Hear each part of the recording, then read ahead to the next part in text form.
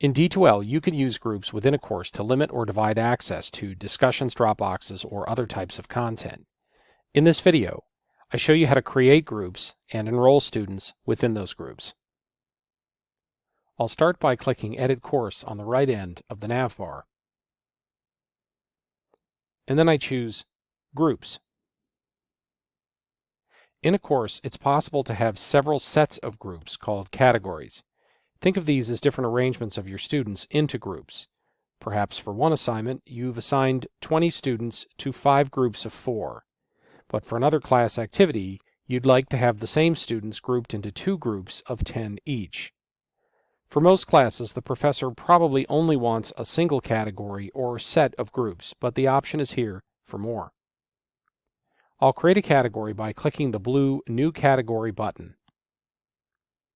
Next, I enter a category name in the space provided. I can skip the description box unless I have multiple categories and want to help my future self or another instructor understand or remember what they're here for. Next, I choose a scheme by which students are enrolled.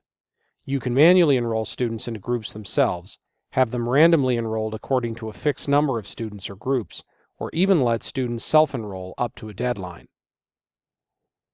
In this case, I want to have 2 groups in the class. So from the Enrollment Type drop-down menu, I'll choose Number of Groups. In the Number of Groups text box, I'll type 2. When I scroll down, I see 2 important options.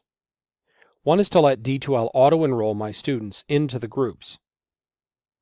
I'll click that so neither I nor my students have to enroll into groups.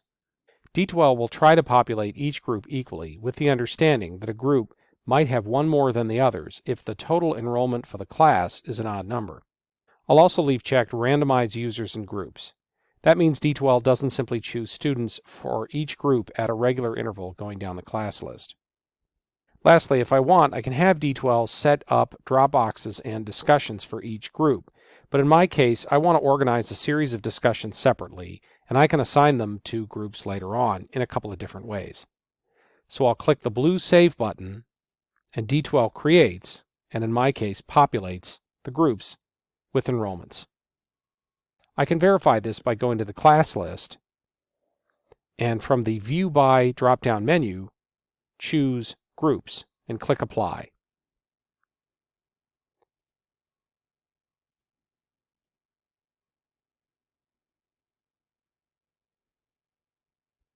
I might have a situation where I must enroll students manually into groups. For example, if I give students the option of organizing their own groups, I might need to enroll each student into the groups they organize. D2L makes this fairly quick. I'll create another category of groups by clicking the blue New Category button. Then I'll enter the appropriate information.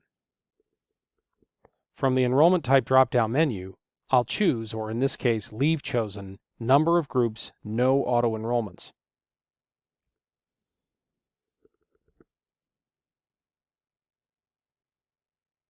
D2L does not give me checkbox options for auto-enrolling students. That's by design. I'll click the blue Save button, and D2L shows me the group category page, but there are no enrollments in the groups.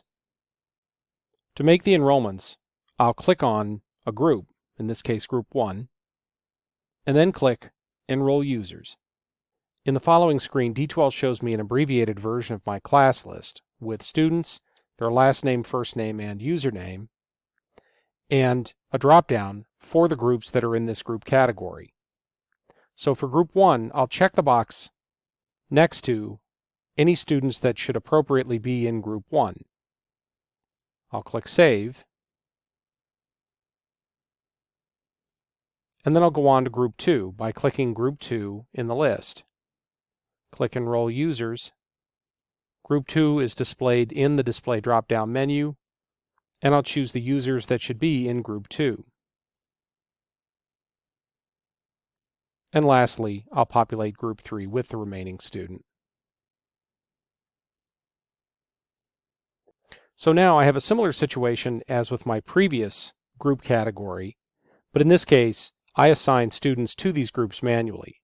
Incidentally, in the Groups tool, you can view the different categories of groups you may have created for your course using the View Categories drop-down menu. So in this case, I can return to the discussion groups that I created earlier. If I click on the title Discussion Groups for the category, I have a limited number of modifications I can make to the settings. But I now have two categories of groups ready to use in my class.